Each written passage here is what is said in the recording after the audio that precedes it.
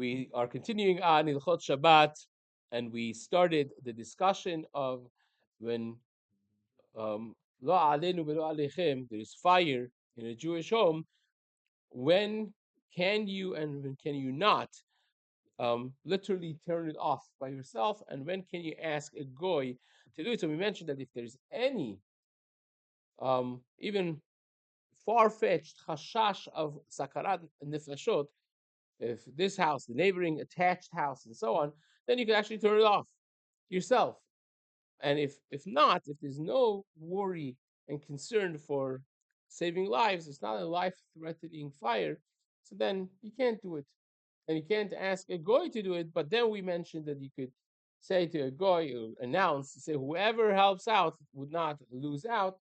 That you can do. And if there are Sfarim, Sifrei Kodesh in the house, you can actually ask a goy directly to turn off the fire. Now the question is, what is considered Sifrei Kodesh, right? So you have Sefer Torah in there, fine, amazing. You have Sifrei Kodesh, a Sifriya, amazing. But every Jewish home has a mezuzot, hopefully. So how about that?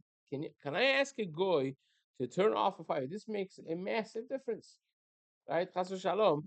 If the person if the person is in that condition, and he could call 911 versus not being able to ask. Imagine if it's not attached to any other home, it's not going to be anything, right? No danger to life, but is obviously a tremendous loss. So if you have Sfarim, and additional reason for owning Sfarim and having having Sfarim trunks in your house, but aside from the actual protection, but how mezuzot? Can you do it because of mezuzah? That's the discussion of today. So Miskeret HaShulchan, on the Kitzur Shulchan Aruch of the Ashkenazi Kitzur Shulchan Aruch, he writes, "Yesh להמציא heter lomar לנוכרי לכבות דלקה שנפלה בבית ישראל." We should be able to ask a goy to turn off directly. Ask him to turn off the fire, to put out the fire in a Bet Israel. Because of the mezuzahs. Why do you need sfarim necessarily? You have mezuzahs there. That's also going to be disgraced if it burns. You can't take them off on Shabbat because they are attached to the house with nails. You can't do that. You're going to be over on a isur of soter if you take them off, and therefore once they're there, you should have that heter. It says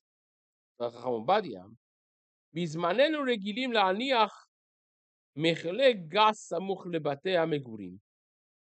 Many people have containers of gas, of natural gas, next to their houses. If there is fire, and the fire gets close to these tanks of gas, containers of gas, then obviously it could explode, and then you're talking about a way bigger damage, and sakanat nefashot that would be unforeseen. The amount of the damage and the level of danger is not going to be the same, and therefore Hilkach mutar likro et mechabe ha'esh. You could call 911, call them to come turn off the fire. Lekadem pnei hara'a shehare ze bichlal pikuach nefesh. All this is considered part and parcel of pikuach nefesh, and this is what he writes. Rav Nissim Korelis also writes this in the same way. Aruch HaShulchan, Yechiel Michael Epstein, he used to be considered basically the main authority of halacha in European Jewry before the Mishnah Berurah came along. He writes in Siman Shin Lamed Dalet, where the Shulchan Aruch discusses the halachot of a fire on Shabbat. Hatav shenir'eh lo heter lekibui deleka bizman hazeh, that he sees also a heter for turning off fire nowadays. Shekevan she'achshav habatim benuyim al mesar reshut harabim, because nowadays the houses are built in the public domain. Houses are not standalone houses. Every house is near the other house, and they are crowded society of people living together, ממילא נופלים מן השרפה גחלי אש רבים דרשות הרבים. Many of the fire, much of the fire affects the Rishut Harabim as well. ועלן קיימה לן שמכבים גחלת ברשות הרבים. And we hold that the halacha in Masechet Shabbat is that you could turn off gachelet b'reshut harabim. If there's fire in reshut harabim, that could be turned off, whether it's a gachelet of etz or matechet, any of that type could be turned off on. So he comes out with this heter based on gachelet b'reshut harabim because of nezek shel rabim. Umikevan sha'aruach mefazeret ha'kechalim, because the wind could spread the fire, spread the flame למקומות רבים, ולא יספיקו לכבות כולם. It's very hard. Sometimes it spreads too quickly, and it'll be obviously we experienced this as a county last few months in the wildfires, how in matter of minutes complete blocks caught on fire.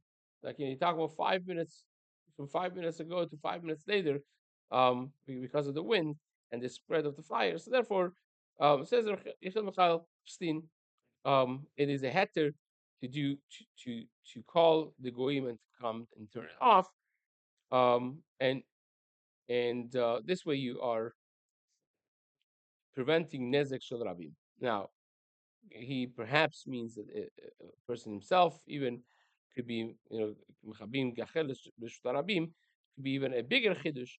But nevertheless, he certainly have the heter of calling the authorities to come and take care of the fire. There are those who say that you could turn off a dereka when is going to cause a lot of financial damage.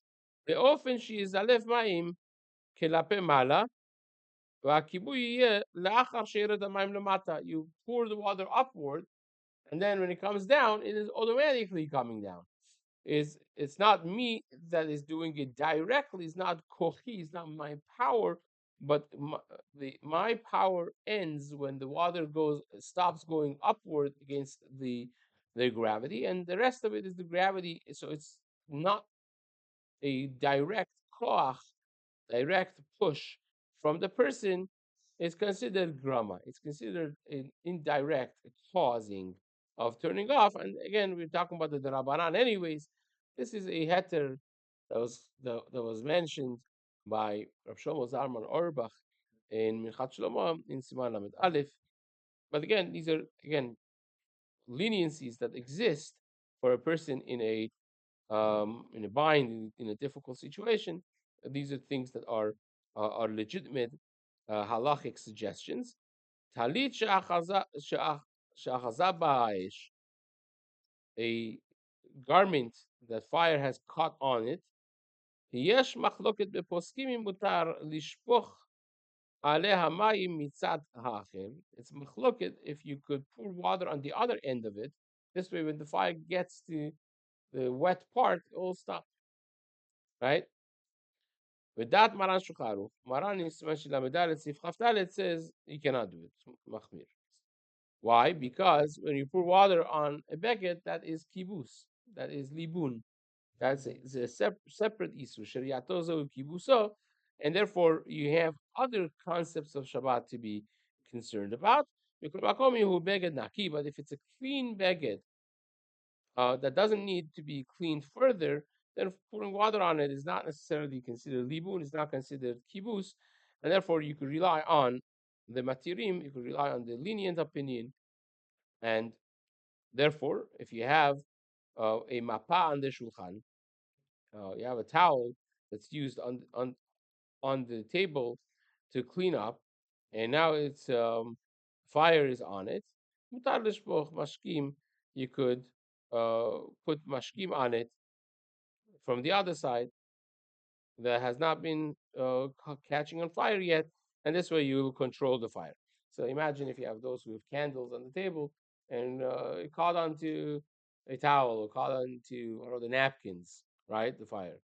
Oh, the kids are playing. These things unfortunately do happen, and all of a sudden you have a napkin, a big, large, fancy napkin that the corner of it is on fire, or you have a towel, the corner of it is on fire.